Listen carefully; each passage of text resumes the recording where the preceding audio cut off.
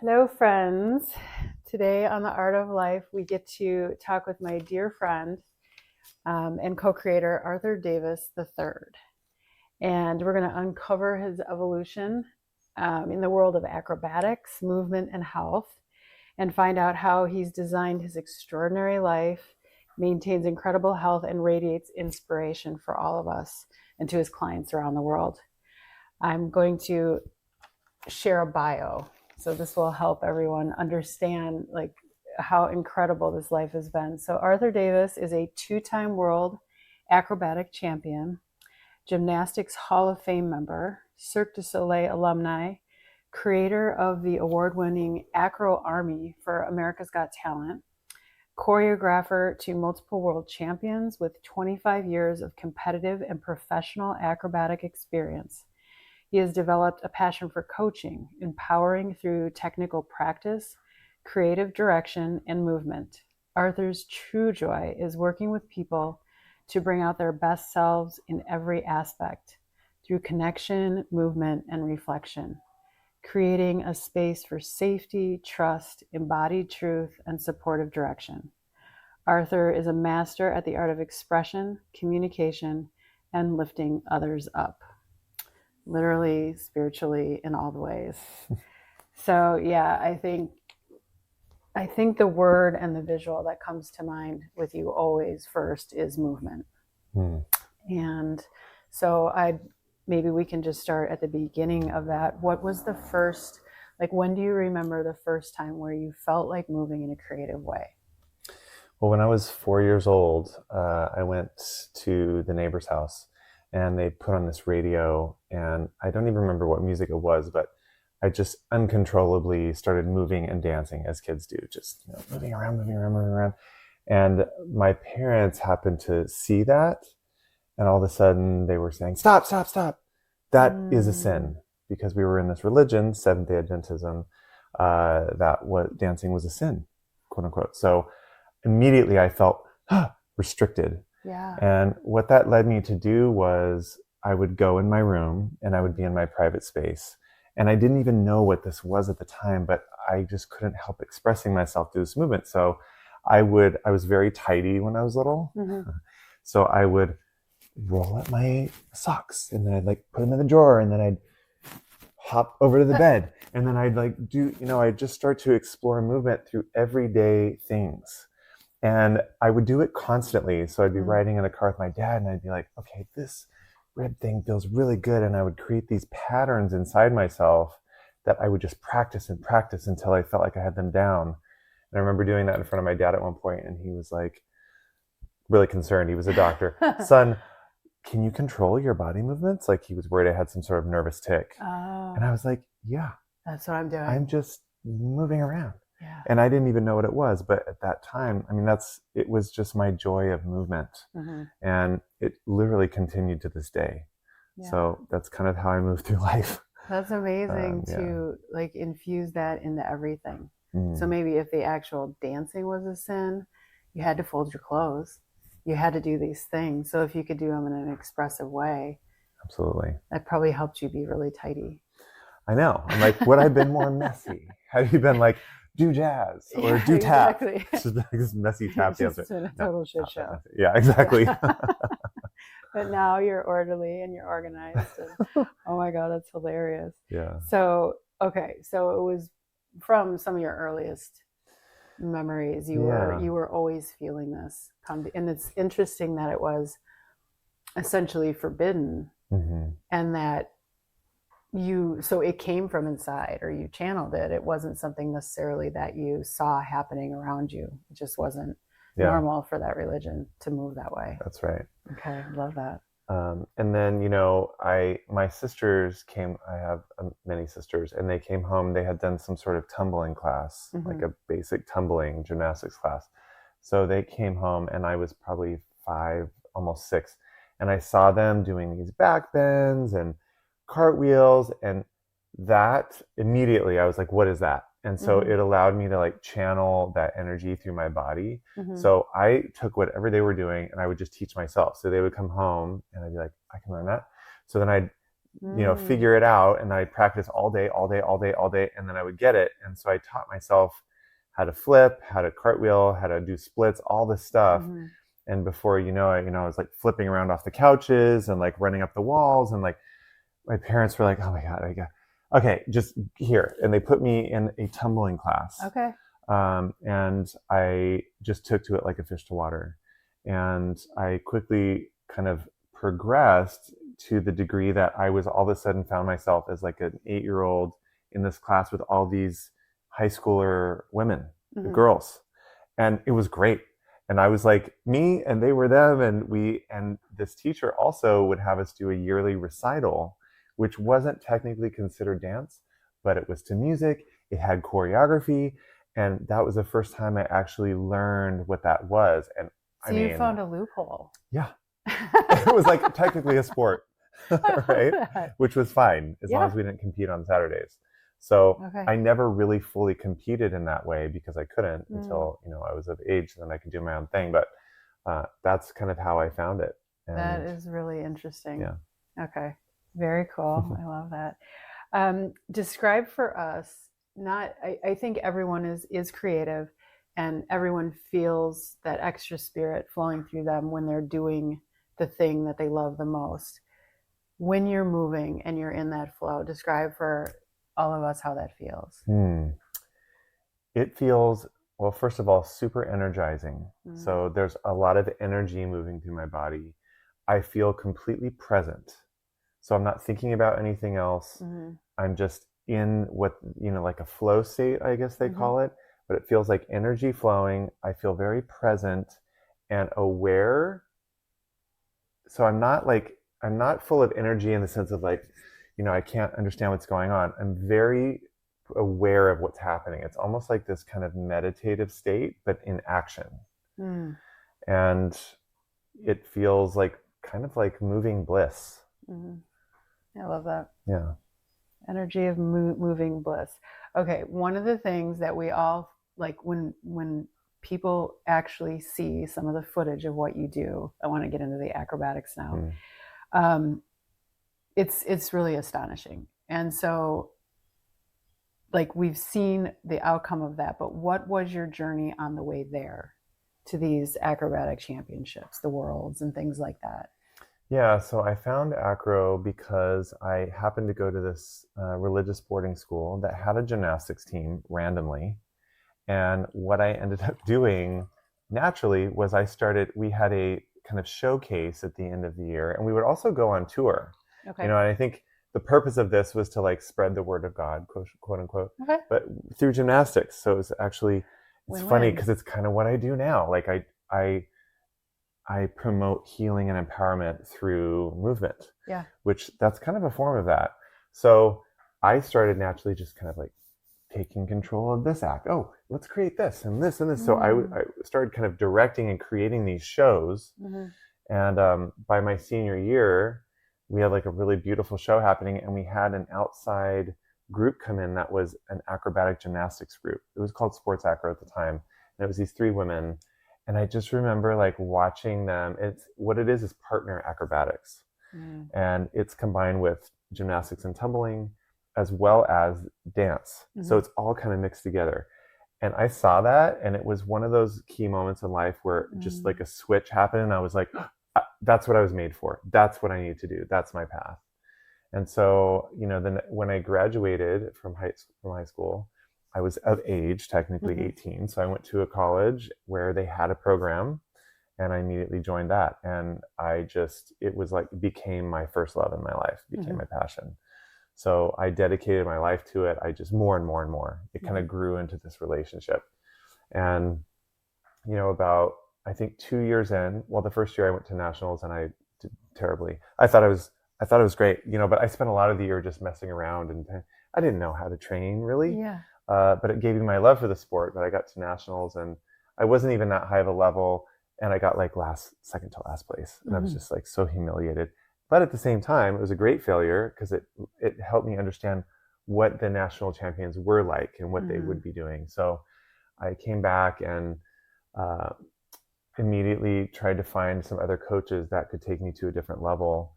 And within the next year, I rose to the highest level, which is the elite level, and I won nationals, like barely, within a year. but within that was my second year in Yeah. acro. And so I feel like they say when like talent meets preparation and determination or discipline, it kind of creates success. Well, it was just that, I could use my gifts that I learned when I was younger, gymnastics and movement combined with this new acrobatic thing. And I just went for it. Yeah. And it was so great. And, and like I won a couple national championships. I went to my first world championships. This is like 4 or 5 years in. And I had the same experience where I went and I was like, oh, I'm the shit. Like I'm 2-time national champion. And I was, trying not to be too egotistical, but I felt like successful. Yeah. I was like, oh, I was made for this. It was great. And I loved it. And I was choreographing stuff. And I get to nationals and I was like, oh, wow, I am not good. So again, I got like 11th or something. Yeah. Where they are all very good. Yeah, exactly. Thank you. So what I happened to see though is the people that got first place, the Russian mixed pair, they were just exquisite and just everything looked effortless. And I just thought like, whoever that coach is, I want to meet him. And so I had this kind of just thought, and I was just like kind of so obsessed with the sport that I was like, I'm going to do whatever it takes. I'm just going to meet him. So I found out who he was, this big like Russian guy with like big hair and gold teeth. And he looked so intimidating, but I was like, I got a translator. I went right up to him. I was like, hi, I'm Arthur. And like, I just think, your pair is so wonderful. And he was super friendly and just immediately we started talking and we had this natural energy together that even though he didn't speak a lick of English, with the translator, I feel like I could understand him very easily. And we talked multiple times over that Worlds. And then I just said, would you be open to just coming to do a clinic with us? And he said, yeah, absolutely. And so, but we came back. I kind of forgot about it a little bit. And then his pair won world championships. There's a international interview that came out and they interviewed him and they were saying, who do you consider to be your biggest competition? And he said, the American mixed pair base, like literally me. Wow. I was like, what? Like I was not good. And I later asked him about it and he just was like, well, I knew your potential. Like I could see. That's interesting. That's probably why you didn't have to speak the same language. You had that knowingness. That's the one I want to talk to. It seems like from your very beginnings, you're like, when something important's happening, you take it into consideration, you act on it right away. And so I think he saw that also in you. And that energy is contagious. It is. It's like it draws things to you. I think, and that's why like one of the major life lessons that I've held on to my whole life is, as long as I find what my heart is calling for, you can call it many things, your highest desire, your highest excitement, these things, and you just lean into it and follow it, and it requires bravery and dedication and what's the word when you give up things? It's not perseverance is part of it, but you're making sacrifices. Compromise. And sacrifices. Thank you. As long as you do that, I think that kind of the universal force meets you and provides those next steps and provides the support. And that's just kind of the way it's developed over time. And I mean, I can't even believe that I met this person and, it took 3 years, I was like, I'm going to get him to this country. He's going to be my coach. And if he doesn't come to this country, this is my thought. Yeah. I'm going there. Yeah. I'm moving to Russia. I was like, I don't even care if I can't win a medal. I just want to learn from him. I want to be good. And I could tell how his product, his athletes were so beautiful and so technically incredible. And so, we did develop a relationship, and I went back to my next Worlds, and this is before we joined USA Gymnastics, our organization. Okay. And we were right on the cusp of that. And they basically said, if you don't win a medal at this World Championships, you're not joining us. So I felt a lot of pressure.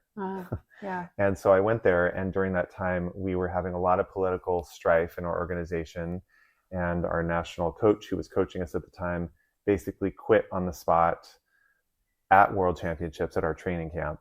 Wow. And my own personal coach at that time was having a lot of issues, also kind of left us high and dry. And so Yuri, the Russian coach at that time, we were having a training camp with them, and he saw that, and he came and took the entire American team with the Russian team and coached us throughout the entire Worlds, and we won a bronze medal. Because especially at that time, that's not something that you would think would happen. And he didn't have to do that. No. And like what that did was completely move our sport forward. And he got in trouble. Like the Russian Federation, I mean, they're not going to like him because he was the Russian, world coach at that time. Yeah. And so that to me was like, oh, this man is he took you generous. Under his wing. He took me under his wing. And so after that, we set, I asked him if he would move, and he said yes, like right away. He's like, yes. I was like, wow, okay. Hired a lawyer, did the whole process, got into this country, and so many other things happened. But when he got there, I came together with my last acro partner right before that, and we won Worlds in 10 months. Wow. I mean, it just fast tracked us, and then we trained with him for 4 years. I still work with him to this day. He's probably the greatest mentor in my life. For discipline, for expecting more from yourself, for really being patient, communicating, because the levels of communication it takes to do an extreme sport with another person. When I got together with my acro partner, Shanae, she was 14 and I was 25. So it's like a huge difference. Exactly. Age, yeah. And so managing that, and we stayed together for 10 years.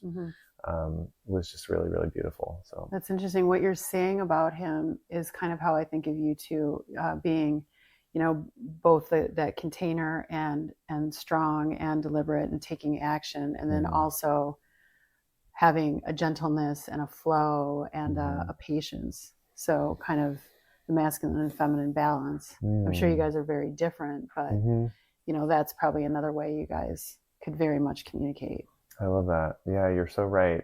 It's surprising because he is a very strong coach, but he has so much integrity, and he always does. He has a gift for seeing the proper trajectory for someone with their talents and gifts, including their personality. And he will echo that back to you. Okay. And he'll also echo back to you what your weaknesses are. So that's where it becomes really challenging, is that he's like, early on, he's like, you're not being a good friend or being loyal. Wow. And those are really harsh things. But he's like, look at it. Am I right? And, after like crying, I was crying because he was right. Like I didn't at that time know how to stand up for what was right, in a sense. And there was a lot of, again, political stuff going on in my organization where there was just fear mongering and bullying. And I was kind of like, not knowing how to stand up for that, and he really helped me learn how to take a stand. So he saw that in you as a leader and someone who does, have a commanding presence, like step into this. Yeah. That's really cool. I think that's the thing I'm most grateful for with him. I mean, aside from the genius of skill and everything else, but it's like really teaching me how to dig into my integrity and how to be aligned with myself. Because that carries through to everything, obviously. Literally everything. Yeah. Interesting. Yeah. Oh, good coach. Yeah, to know the individual and how far that can be pushed, and how to nurture, and when to just give it to you straight, because that's what we all say we want. We want to know, from our friends or our coaches or our mentors. It's hard to hear, but you took that and transmuted it into a lot of growth. Yeah. I mean, it was sometimes rough. Yeah. But, I could have found a coach who was abusive, which he wasn't at all. There's a lot of that in the industry. There can be, yeah. And you never know with different cultures and all those things. And he used to say, like, he's like, if I could just beat you, you would learn like that. And he's like, but I can't. It's just not in my nature. I can't do it. It's just not who I am. I don't. And he had a lot of like schooling and education in psychology and sport, and how to really nurture the psychology of an athlete. And that was probably the biggest thing he gave me. Was I was a very weak competitor in a way before that, because I'm very emotionally expressive. So I would get on the floor and I would get so incredibly nervous Mm. because I wasn't prepared correctly. Mm-hmm. And I would doubt myself like crazy. And then I would have these sometimes great performances and then crashing performances. Okay. And he just trained that out of me. And he was like, I'm going to train your psychology so you believe in yourself at all times. Wow, we all need one of those coaches. Yeah. And that's what I want to do now is Yeah. like, can I empower somehow? Can I give that experience or that like belief method, the method to that belief system to other people? Yeah, package that and give that to your clients and the people around you. Right. Yeah, I would say you do. Okay, so obviously, like you said, there's a lot of sacrifices to this. So it's a two-part question. What did you give up? What did you sacrifice? And then you've been talking about what you've gained from it, obviously. But tell me about that, the balance of. Yeah, I think I sacrificed a lot over the 10 years that I was really training hard. And I would say the last 6 most of all. I gave up a social life kind of. So, throughout my 20s, it's like I would always say no to things because I trained twice a day. I trained 40 hours a week for the last 6 years. And so I would give up that. I gave up, any sort of wildness or exploration in that way. There would be occasions where I would go out and and then it would just be so hard that I was like, okay, I can't even go to the movies. So I gave up a lot of time, and I would say, all of my relationships at that time took a backseat. Everybody kind of started to understand that this was my first priority. And it doesn't necessarily need to be that for everybody. I think you can do it in a more balanced way, but it was just, I needed that at that point. I don't think I was that disciplined of a being. And so like diving into my passion fully, the discipline was so freeing, and I can learn from that lesson now because, who likes discipline? Yeah, but look where it got you. Yeah. And it's world champion. So rewarding. Okay. Exactly. Yeah. And more than that, it like made me into what a champion is inside, which is patient and humble, because your shit can be taken away from you like that. Like you get an injury, done. Someone else is going to rise up that's probably better than you anyway. So like he was always talking to us about humility. So there's a humility to it. There's an extreme patience and a resilience because, you go through some injuries, you go through being more tired than you ever thought. You go through all these challenges, interpersonal challenges with another person who's a different age from you, who is also going through physical and mental duress. You get in a really bad mood together. It's not cute. Yeah. It's not fun. It's not cute. It's not pretty. I feel like people that are in marriages get this more than anyone else because you're with each other in these extreme circumstances sometimes.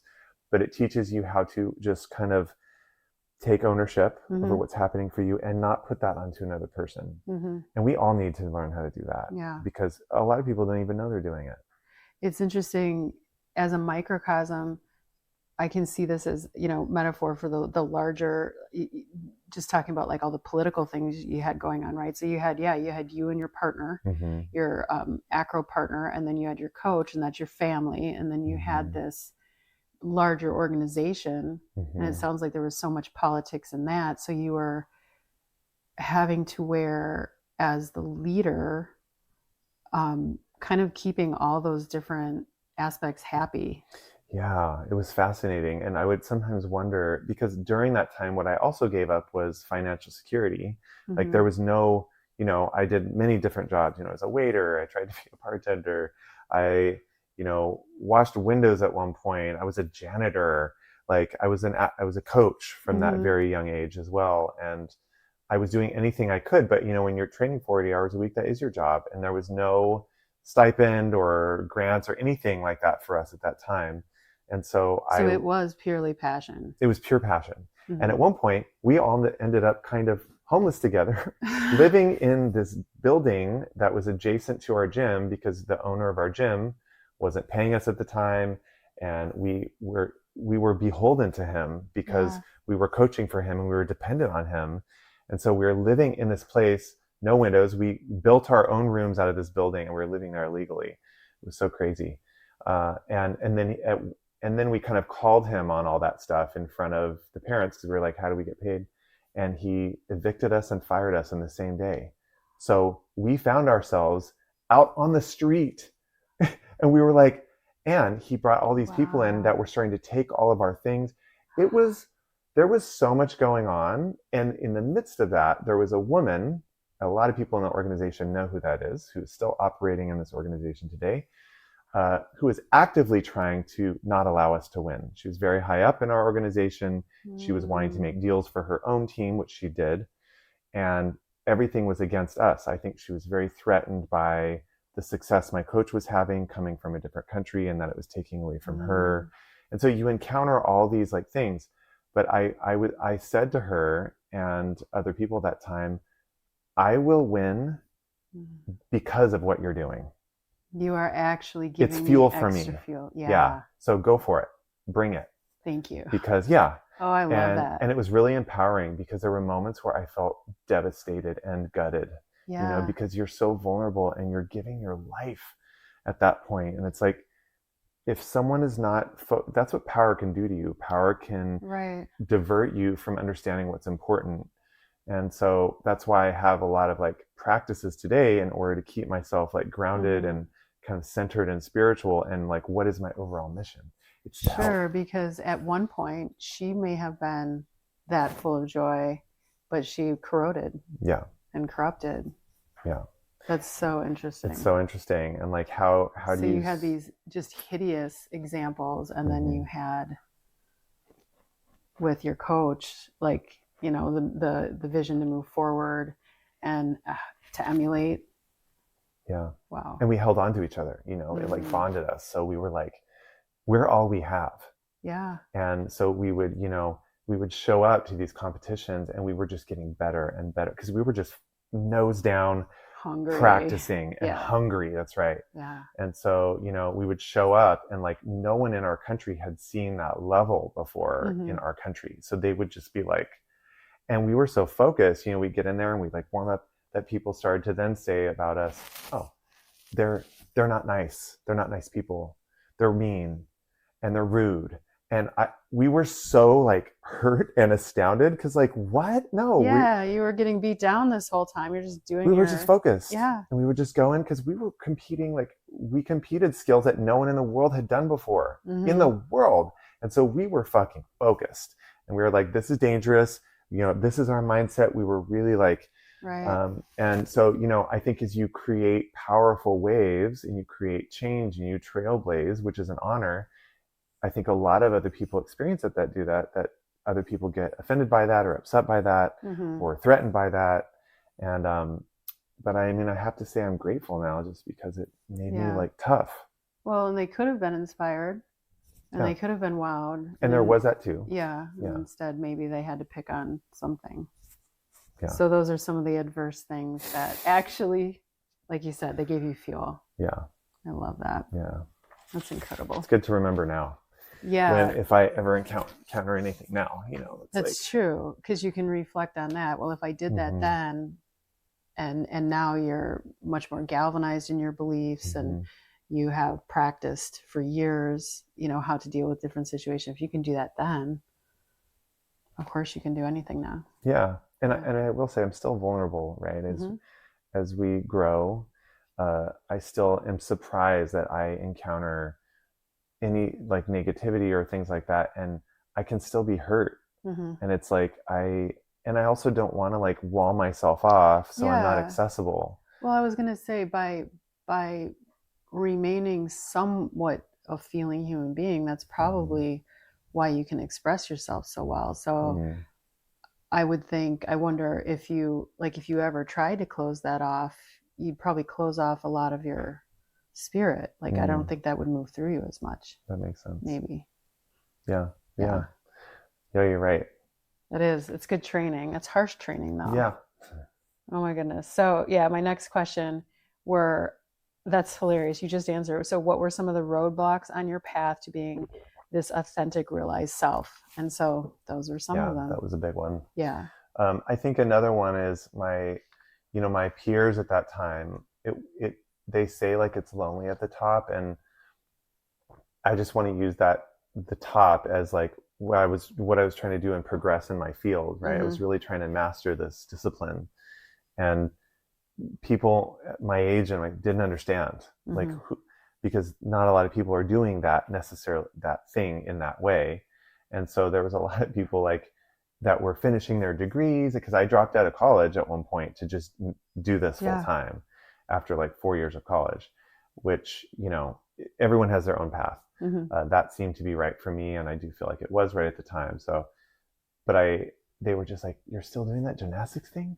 And I would get that a lot. And so I would just be like, "Yeah, still doing it. Yeah, I love it. I don't know. I just love it." And then fast forward, after my world championships, and then, you know, then we turned our discipline into its own act, a performance act. We ended up working for Cirque de Soleil and like many different companies around the world. And at that point, my peers started to see like, oh, wow, your life is so interesting. And then they were like, I had some people that would become like, oh, you're so lucky you have this life. And I'm like, okay, maybe there's some luck. Like my coach always said, God gives, in his way, he said, God, you know, God gives luck to those who work for it. And that's, I feel like, a very wise statement. And so I didn't feel like I was lucky, although I do kind of feel like there's also that involved. I worked my ass off for that. Right. You know, and I spent 10 years and went in debt and like, you know, lived in this crazy way in order to have these, to do this. Right. And then after a certain amount of time, it all started to come back to me. Right. You built up that momentum, and that is lucky. The passive aggressive comments, right? Like, oh, it must be nice, or it must be lucky. A lot of friendships dropped away, and it was lonely, and like, and I'll tell that to some people that are trying, you know, really working in that way, is like, it can be lonely, and there can be a lot of people might not understand, but the important thing is that you know where you're going. Right. You know, and we hear that all the time, but it's different when it becomes real for you. And that's for everybody on their own path. You know, doesn't matter. You don't have to be training 40 hours a week in something, but maybe you're passionate about knitting. Great. Do that. Yeah, do that. Yeah. And maybe people are like, what the fuck are you doing? I'm doing what I want to do. Yeah. And that's all you need to be. That's all you need, all the reason. I love that. So share with us how you do that now for other people. You know, people are now identifying you the way you identified your coach. How are you sharing with them, and how are you cultivating their talents? And so multiple ways. One way is in general coaching. So of course I love to coach movement, and I have, you know, developed a strong somatic and spiritual practice, which is basically embodiment of emotions, embodiment of intentions. And that's really everything that is in life, right? We're either emoting something, we're feeling something, thinking something, or we're intending something or wanting something. And so I work a lot with people to embrace those things and to embody them. And I like to do it in a way that is really natural for each person and is kind of artistic. So they feel like they're an artist in their body, because, you know, when you embody your emotions and intentions, everyone is an artist literally in life. They can live creatively, and that can mean so many different things. But, you know, everyone from, you know, yoga teachers to people that have never done movement before, anyone can do this. Anyone can do that. We do movement all the time. It's just being aware of what it is. So if I can give people an experience that helps them be in their bodies in an empowered way, that's what I want. And it comes through in, you know, individual movement together. It comes through in group movement. If I do group classes, I also love to do acrobatic coaching, of course, for people that have done it before, for people that have never done it before. I love to create any sort of performances for people, even if it's just for themselves, rituals in a way, because a performance is a ritual. And then I also love to work with people in what I call spiritual choreography, like soul choreography, which is, you know, listening and reflecting back. There's like this movement in conversation where someone can share where they're at, and I can almost like choreograph in a way by reflecting back to them and having this dance of conversation. So they can feel their emotions and they can get them reflected back to them in a different way. So it becomes this like sharing, that the intention of that is healing and elevation and alignment. Amazing. Yeah, this the movement of spirit. Yes. I like that. And it's so meaningful, and everything comes from that anyway. And so I think as I get older and more experienced, I've been wanting to expand more and more and more into that. So I've taken everything from Reiki certifications to channeling and mediumship and psychic things, and I mean, I love all that stuff and it makes sense to me, and I've had so many experiences in life that are magical and are kind of like, how could that possibly be a coincidence? And that I just want to create that bridge for the people if they want it. People. I think we both hear a lot from people that they are not creative, or that they don't know how to be comfortable in their body, or they don't know how to be expressive through any sort of art. So I think that's extremely helpful, especially now when so many people are watching what other people create and content, instead of like dancing through your chores, or really uniting the body, mind, and spirit, which I think is so, like, we are the animal that we know of that can actually do that on a regular basis as a practice, and then create from our thoughts. So such a valuable thing that you offer. It's literally manifestation, right? It's thought and emotion into form. And when you can embody it, it becomes even more powerful. So, you can, for example, you can pray, which many people understand prayer, and you can also pray and like be in a pose or hit the pose of a lack of fear, or I'm receptive, or I'm reflecting, or I'm noticing, or so many different things that it can be a challenge if you're just not used to moving at all, but it's so accessible and it's so easy. And even I get in a space where I'm like, oh wow, I'm not moving at all, I'm just sitting here in my head. Let's breathe, and let's strike one of our power poses, or communication, because it's true. Once you do something physically, it translates into a mental, or a resonance, that I know at least I can change how I'm perceiving the situation by evoking it through my body. So that's beautiful to be able to give people that language. And make it look badass. Make it look sexy or badass. Or whatever you're going for. If you want to be sexier, great, let's do it. If you want to be more badass, great, let's do it. If you want to be more vulnerable, let's do it. If you want to just embrace all the parts of yourself, let's do it. If you want to just express your anger, let's do it. Better to get that out. And if you can do it physically, God, that feels so good. Oh God, it's so empowering. I love that, the unity of the things. Did you have another thought there? Oh, I was just saying, I heard, I think Baby Love was talking about this, our friend Baby Love. There was someone recently that said, or not recently, I don't remember, maybe it was Alan Watts, that said, if you are feeling terrible in your body, you can immediately disrupt the thought pattern by randomly moving.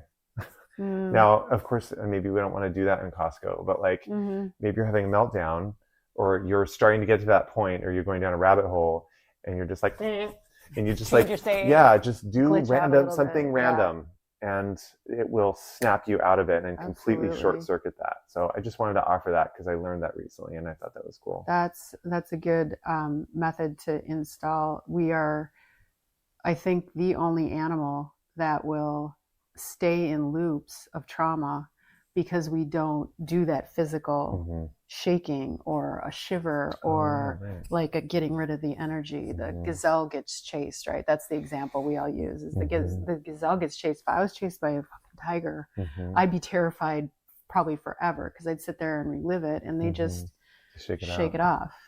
And then they're literally back in a parasympathetic state. So I can learn so much from animals. Right, just by watching them. And I guess it would be a lion chasing a gazelle, not a tiger. Wait, Just correcting myself. tigers don't chase gazelles? Well, I don't think tigers Or aren't not the around same? gazelles Maybe yet. it's tigers and antelope? I don't know. I don't know. Cheetah and animal? Yeah, Yeah. for sure. Okay. One of the big cats. Exactly. Chasing one of the. We're the tigers. Yes. We luckily don't have to chase our food, but Yeah. it is interesting to note that. And there have been times where I've been upset with someone or cut off on the road, or I tend to hurt myself a lot. And you get angry when you hurt yourself, right? So I'll just remember to, shake like it off. stub your toe or something. Yeah, and it really does. It's like a signal to our body. And then it also helps my mind. Not that it's silly to get hurt, but you're like, oh yeah, I got hurt. It was unfortunate. It's not, I don't, need to like keep the anger in my body. Yeah, you can kind of reframe it and just be like, all right, well, I'm being a ridiculous human. And that's part of it. Yeah. We're in these bodies that are kind of strange in many ways and clumsy and get hurt. And like, I mean, I'm a quote unquote professional mover, but I fall and could do things all the time. I know how to fall.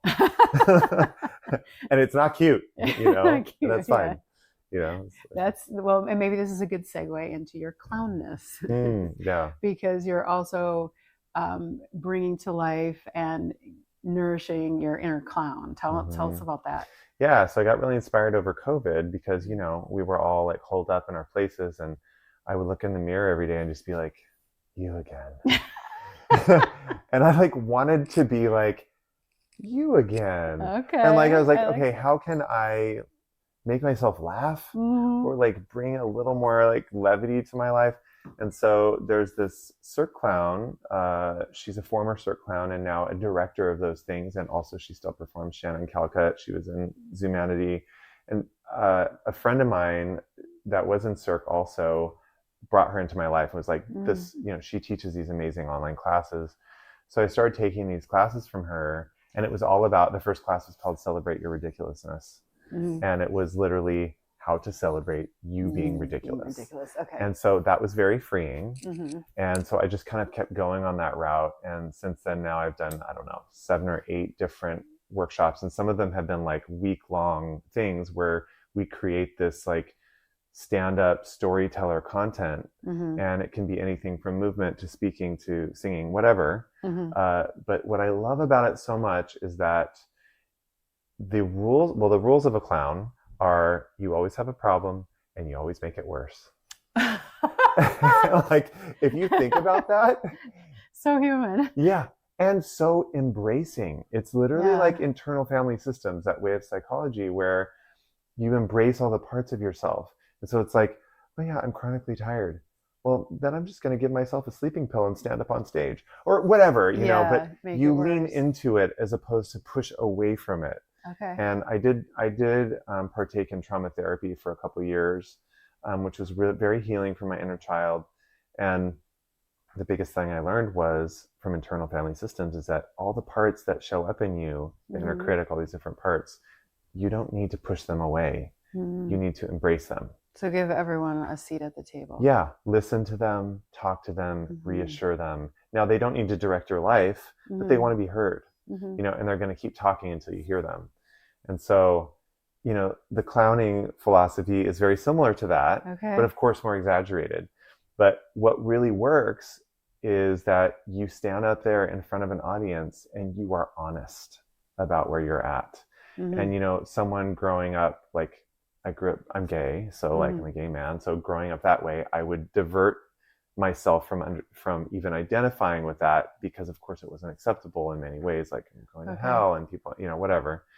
Until I finally came into alignment with that in my early 20s. Whatever. Yeah, whatever you believe in. Yeah, whatever, if you believe in hell. Right. Some people believe you're more spiritual because you're gay. 2 spirits, right? Yeah. In the indigenous culture. So anyway, where was I at with that?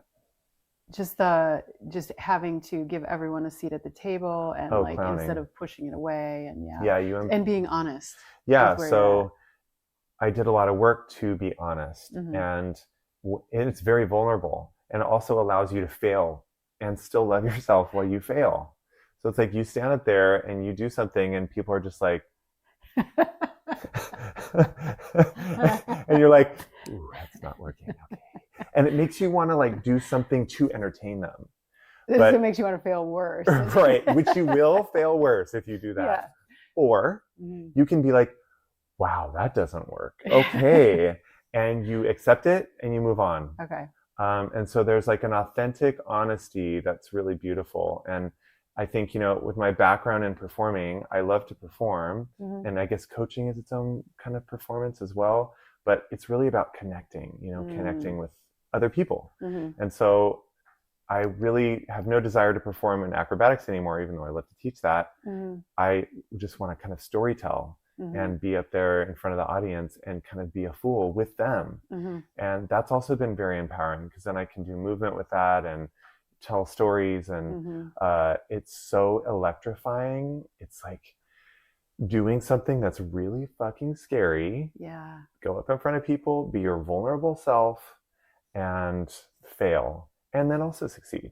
Right. You know, so yeah. Well, and back to the movement, like when we laugh, like that movement of our body, just thinking about it gives me the same chemistry almost. It's like you're moving in an uncontrollable fashion. Yeah, that's a good point. Almost. And sometimes you can't even breathe. You're laughing so hard. Right. And it like comes out of your, you know, it just like waves through your body. Yeah, that's so true.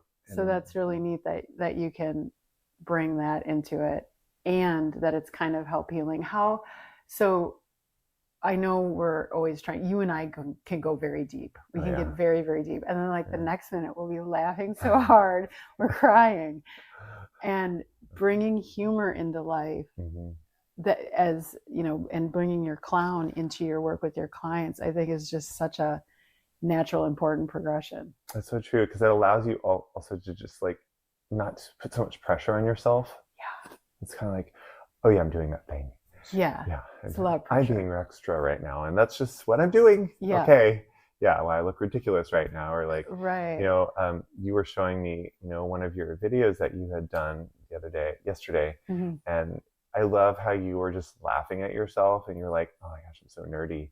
And you love your inner nerd. Yeah. And it's so great. It's nice to be able to bring her out now and show her off because then other people bring out their inner nerd. Exactly. It gives people permission. And it's such a beautiful part of you, you know, and it helps people be connected to you in a way that's accessible and also understand that there's parts like that to them. And, you know, because it's easier, I think, when you have things dialed in to make it look effortless. And this is a digital world now of making things look fucking great. Right. Right. And that's great too. It's wonderful to see masterful, amazing, beautiful things, especially with AI now. You know, it's like you can write a love note to someone and it's incredible. We were talking about that on dating apps, right? Someone will write their whole history and you're like, oh wow, they're so well spoken. They get on the phone and they're like, I love lamp. You're like, wait a minute. Wait, I love lamp too. Mary, we should. Right. Yes, to your point, it's the authentic expression, the authentic, like, creative. Yeah, maybe come off the top with I love lamps, so we know what we're dealing with right away.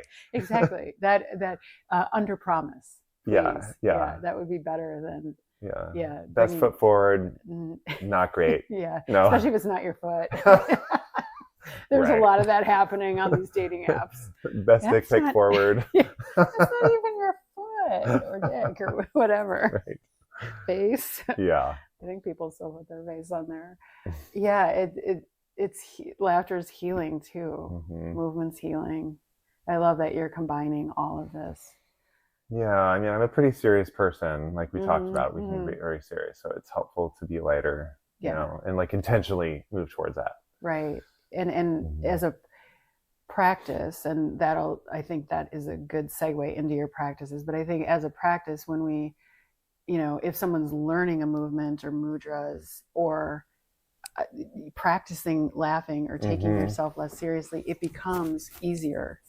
And it becomes just part of your life. So as you're dipping down into seriousness, we can just like bring the levity, bring the light, bring the goofiness, because we're probably going to fall on our faces. So We definitely will. So Yeah. I feel like it's mandatory. Yeah. Like it's a just requirement. practice tripping. Yes. Yeah. Yes. Let's learn how to fall. Let's learn how to fall. Yeah, maybe we can do a class on that because it's Yeah. important. Maybe after the fall is when it's important to look good. Like you strike the pose after. If you accept what's happening, it's Right. going to help you so much. And that's, you know, when they say that when people get in like a car accident when they're inebriated, like drunk or something, they just relax into the situation, and so they're actually less injured a lot of times.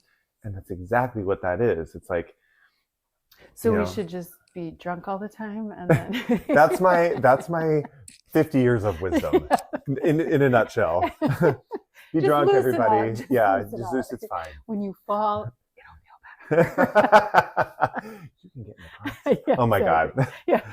Rewind. Yeah. We can edit all this. Just kidding. Cancel, clear, delete. No. Drive sober. Yeah, or have your car drive you home. But I remember I was like walking one time, and this was at an acrobatic event, and I had like all this, you know, I always go into some place and I don't get a basket, and I end up carrying everything. So I'm like carrying all this stuff. Yeah. I know. I'm like, okay. And I was walking and I stepped very slightly off the curb, and I could feel my ankle start to go. And instead of like resisting it, which could have like really hurt the ankle, I just like went down with it, and I just, everything went everywhere, and I just fell onto the floor. And then I was just like, okay, that was good. This is like, I just perfectly accepting. I meant to do that. I'll just start picking my things. Can you pass me that orange? Oranges are... Yeah. There you go. Just by being at ease with it. It's a metaphor. This is going to happen. It's happening. I am going down.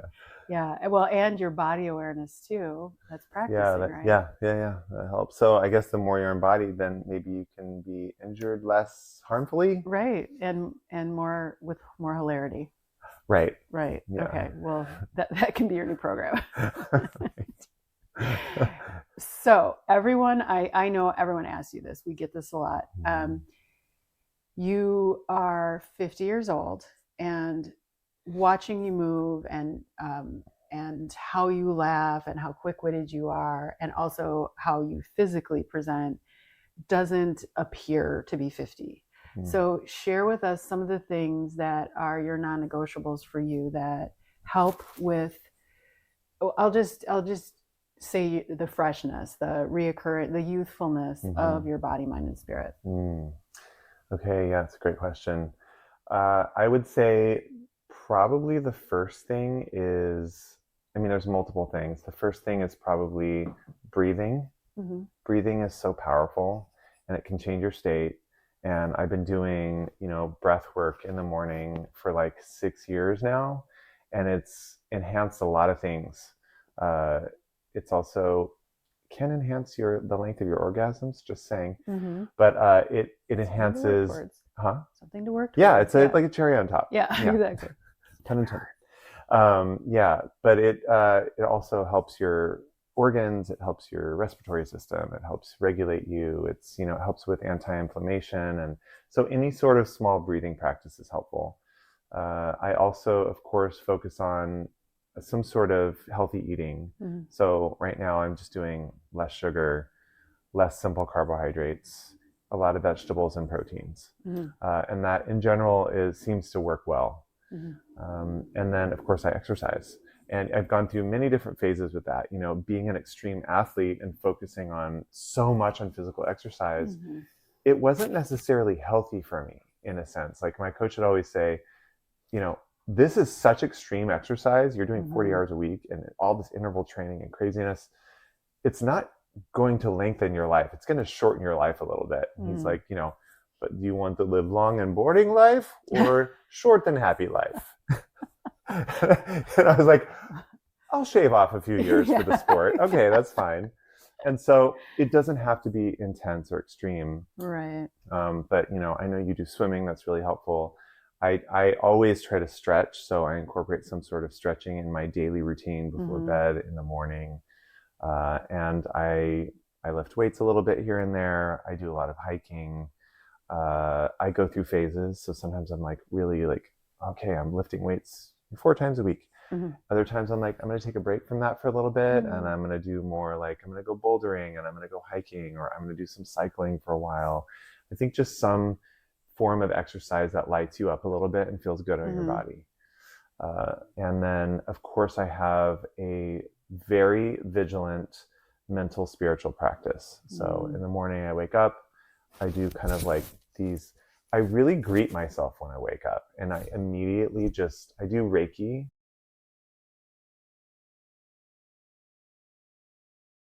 But I kind of just put my hands on my body in different positions, and it doesn't even have to be Reiki, but I just get to know myself. I'm like, hey, good morning. I love you. I'm aligned with you. I do a lot of like mental talk. You know, I'm in alignment with you throughout this day. I love you, intuition, and I hear you clearly, and I act on you. You know, all of my cells are alive and full of vitality. I'm just a big proponent of positive speech, because I know that, you know, all the tests they've done, the way you speak to your body, it changes the water molecule structure in your body, which changes your physiology. And we've all done that. If anyone's ever had like, I feel like I might be sick, like I might have gotten that thing, or you know, and then your body starts to manifest it. It listens to it. Yeah. So that's beautiful. You're doing proactive everyday touch and nourishing all your cells with the positive thoughts. You're the orchestrator of all these billions of cells that half of them aren't you. So that's a good way to start the day. Yeah, absolutely. And of course, some days we wake up and there's just so much mental bullshit going on. It just happens. It happens to everybody, I think. And I do have a practice of journaling. Like I'll get up after I do the hands thing, and I do a little breath work. I get up, drink some water right away, because that really helps. And then I'll make some coffee, and I'll sit with my coffee, and I'll journal. And sometimes it's very short. Sometimes it lasts for 3 or 4 pages. If I have a lot on my mind, the woman that wrote The Artist's Way, Swanson.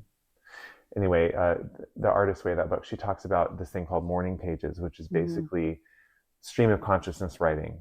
And it literally is like a purging. You can get it all out. I used to worry that it would manifest things as I was writing it down, but really actually it's getting it out of your mind onto the page, and it's like releasing it. So I'll sometimes go through that and just, you know, purge that out onto the page, and that really helps. And then I also like to sit and meditate.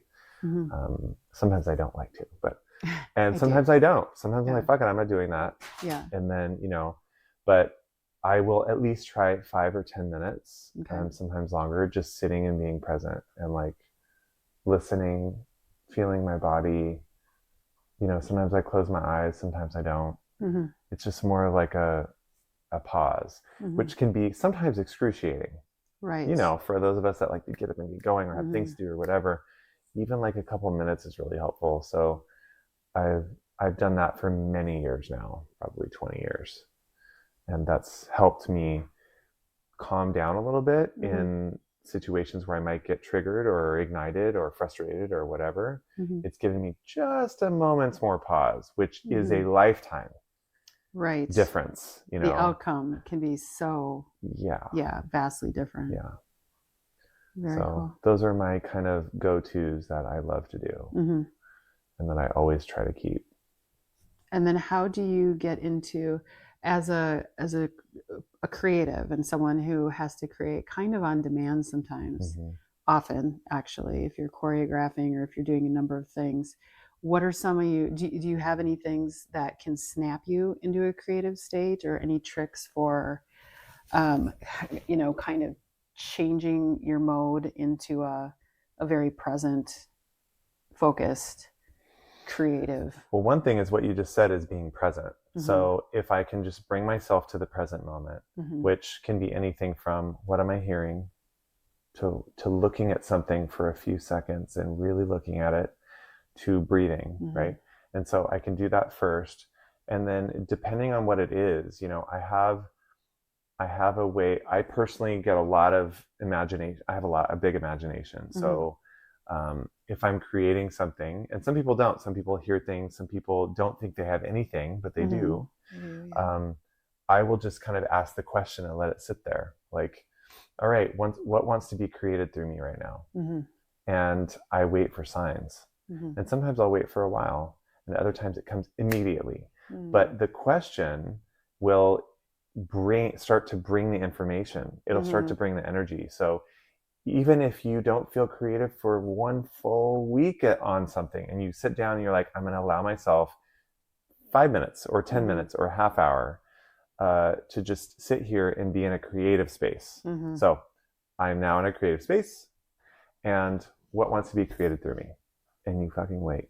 That's interesting, because with the question, the visual I get is that you're creating an emptiness for the answer to come into. That's a good way to put it. A vacuum. Yeah, giving that intentionality. This is some time I'm dedicating and asking the question, and then it can flow through. Yes. Yeah. I like that. It creates the space for it. You're right. Yeah. And sometimes maybe, again, if you have any sort of practice with writing can really be helpful. Sometimes putting on music can stimulate it. You know, I would say sometimes watching things, but that's more of like information coming in already. So that's less, to me, effective. It can happen still. Like I get inspired by film and all different kinds of things, but it's more like the listening or the writing or the waiting can really help. Now, if I'm in that place and I'm just getting really frustrated, going on a walk or going out to nature will always stimulate something. Nature is the ultimate creator, right? Nature is my number one muse. Like anytime I'm in nature, and I think everyone kind of feels this way to some degree, there's a little bit of an uplifting quality to nature. And it's wild and it's free and it's so vast and different and dynamic and beautiful and dangerous and, you know, and shifting all the time. And so when you go on a walk, you're constantly shifting your perspective, and that's not keeping you stuck in one perspective because you're constantly looking at different things. The scenery is changing. And then when you're in nature as well, it's like you have the energy of all the plants and the landscape and like you're constantly seeing these different beautiful pictures. And it's just, I feel like it's part of our natural relationship to nature that stimulates the creativity in a person. Yeah, definitely. The oneness, you're part of something, everything's interconnected. And then also the smallness, like I feel very small and there's this vastness that's kind of brings in that sense of wonder. Yeah. Absolutely. Yeah, I definitely feel that. You can also move, you can also dance, you know, and like you said, music, putting on music. Just put on music and move around, or put on music and don't move around, or lay on the floor, or do something different than you normally do. Like it's so, a lot of creative people you find like sprawled out on the floor, right? Or like, you know, go to a different area of your house and like sit there, or, you know. Yeah, do something different. Otherwise you're going to get more of the same energy and more of the same thought pattern. Exactly. Yeah. Or pick a random book, and be like, I'm going to see whatever it is. What do I need to see? And just open the page and look and see the first thing you notice, and just notice it. You don't have to do anything with it, but notice what comes out, because there's little signs all over your entire life on a regular basis coming from multiple sources, that words you might notice or signs you might see, literal signs, or something you hear in passing in a conversation, or you're in the grocery store and you notice that specific word, or the billboard, or a song comes on. And if you start to notice those things, it directs you, because your being is drawing it. Right. Your being is noticing it. So your being is telling you. And it might be like our future self that is leaving those things or directing us towards the book. I like that. I consider that a lot now. And the question you asked earlier in the day, I know this happens to us all the time. The question you asked earlier in the day, the answers keep coming. So we're going to notice something that's inspiring later, or gives us direction. Absolutely. Yeah. So life now, what is it that you're working on now, and how is that transition taking courage? I know, like, definitely, you know, we're in interesting, I'll call it interesting political climate right now. I would say the COVID area was one challenge. You know, we've been through challenges in our life, and it's challenging now. So how are some of the ways you're staying inspired and inspiring others, and what do you see kind of for the future opening up? Well, the first way is really connecting to people that are supportive of myself, and I'm supportive. We have a very naturally supportive relationship. That's probably number one. Well, actually, it's number two, because number one is definitely like relating to myself and having my own kind of structures, like these healthy patterns, these little healthy patterns, even if it's just I get up every morning, I drink a glass of water. That's first. And then connecting to the people I love and care about that feel nurturing to me. Because there's real strength in solidarity, and there's strength in community, and there's strength in numbers of that. So those kinds of things really fill me up. And I think, also diving into, I've started to really double down even more on, all right, if there is a political climate that is telling me I can't be a certain way, I'm like, fuck you. It makes me really, like, I feel back like to that woman yes, right. Oh, really? Yeah. Okay. Watch me. Yeah. And that's kind of, it ignites this kind of like, no one is going to tell me how to handle my state of being and my self-expression. I will do whatever I want in that regard. And so I kind of double down on that. And it is a bit of an insecure time because, in a sense, because, I'm, for instance, this political organization, there's so much bullshit there at this point, and they're so awful in many ways that especially right now, I'm just like not putting as much focus on that. And I'm really leaning into where is my excitement now? And my excitement is working with people to heal and empower. And, and working with myself to give myself permission to really express myself in whatever ways I want. And, people might have a lot of opinions about that. And I think most everyone understands that, because everyone goes out into public at the very least. And what am I going to wear to the store? Or what am I, what do I say in public? These kinds of things. You immediately get reflections from people. And so it's scary. It's scary for me too. And I am just really daily asking myself to step outside my comfort zone a little bit and do something that feels good to me, regardless of the opinions of others. Because that energy is doing something for your unconscious, and it's doing something for everyone else too. It really is kind of like getting permission. Other people are then also getting permission to be themselves and to express more openly. That's right. And be more lovely and unique. And there's that philosophy. It's a philosophy of like, when you do something that is really in alignment with yourself, that's really truly good for you, it is actually good for other people. And sometimes that looks like, oh, I need to step out of this relationship. And that might feel, that person might feel abandoned or hurt or whatever. But if you don't want to be there, it is taking away their sovereignty, as you put Absolutely, yeah. To not be honest with them, because you can't take their feelings for them. You can try, but that kind of co-opts their own experience of life. Yeah. It's like, okay, you want to do it with love and integrity as much as possible. I mean, we all fuck up, but I think, really leaning to the authentic self-expression and just enjoying that. It's like, yeah, I want to create this because I want to create it. I want to see it. I want to do it. I want to embody it. Great. That's enough. Yeah. That's enough reason. So that's kind of my mantra right now. I love that. I think it's really fascinating that your soul, in theory, picked the religion and your parents that you were born into, and this very interesting path of, essentially in spite of the different, we could look at them as roadblocks or challenges or traumas, or however you want to phrase it. It's like those did give you more kindling to be who you were, and you always found a way to be Arthur. And actually at this point you can be almost completely authentic, and you're helping kind of raise everyone else up into that too. Thank you for that. Yeah, thank you. That feels like that's a beautiful reflection, and it always emboldens me when I hear that, because I'm like, oh, because I constantly think about that. I constantly think about, am I being authentic? Is this authentic? Sometimes I have a hard time finding it if, I'm people pleasing again, or I'm worried, or I'm reacting, or whatever. But it's a constant refocus to that.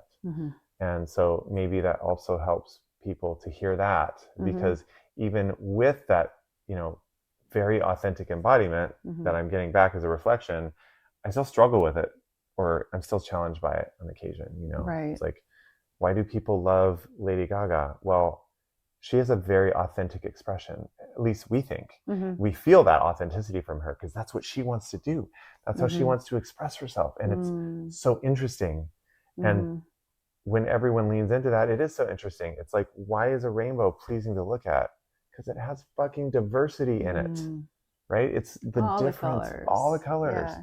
So beautiful. So leaning more and more into your authentic expression, I feel like, is the way. Yes. And when we shine our brightest, seeing you shine your brightest, and the times we're together and shining our brightest, that's actually, you can see it. It's like a fire. It sparks in everyone, and then someone else is shining so bright, and it's lighting us more, up more. This old paradigm of there being a few that can lead or direct or shine is just crumbling. And now I think, in the face once again of like tyranny and oppression, and that's when we can ignite and kind of rise each other up. Absolutely. And we're seeing that example now in, you see these just in entertainment, for instance. Right now Lady Gaga has a tour. She just had her biggest show ever at Coachella. Beyonce also has a tour, right? These are two top, entertainment stars, right? They're not in competition with each other. They are like both just masters of their game right now. And they're both so successful, and they speak very highly of each other, and they're supportive of each other, and they're doing the same thing. Yeah. But there's room enough for everybody. Right. And it's a good reminder, because we weren't raised with that. And we certainly aren't in that kind of capitalistic system. Absolutely. And of course, the current political climate doesn't say that. Right. And so it's remembering that and really focusing on that, lifting each other up and collaborating, as we're doing now. And then also, I just want to add in there, like, being aware of what's happening and taking actions that can lead to what we want as a future. And for me, that is more collaboration, that is more sharing of resources, that is less focus on capitalism and more focus on community-oriented upliftment. So that's, okay, so Target is being really shitty right now and not promoting DEI and these other things, and has really used the LGBTQ community and is not making good with that. I'm not shopping there anymore. And just little things like that, like where I put my money, where I invest my time, not villainizing that, but also being like, it's not okay. Right. Yeah. And that's perfectly fine too, Yeah. So. Not focusing as much on the resistance to things, but taking our currency, taking our energy, and being really mindful about where we put that. Yeah. And surrounding ourselves with people who are constructive and cooperative and co-creators. Absolutely. Great. Yay. I don't need to look at Target. Yeah. I'm going to look over here. Yeah. Trader Joe's, I'm going to Trader Joe's. Yeah. Our attention is everything. That's our reality. Yeah. And, you're right. Often people will look at your life and notice the flexibility and the health and the, freedom of expression and the nurturing and the strength. And they can choose to emulate that. And it takes work. And it does take vigilance, like you said. We're not, we're born authentic, and it takes work to keep washing that authenticity off, like to keep us shining, to keep us like from getting crusty and falling asleep, and to be ourselves. So absolutely, thank you for encouraging everyone to do the maintenance. Yay. Thank you too. Yeah. Thank you for talking with us. Oh my today. gosh. Beautiful. And that is a little bit of Arthur. I can't wait for the next one. There's like so many millions of questions. So Yeah. this will be good. Yay. Wonderful.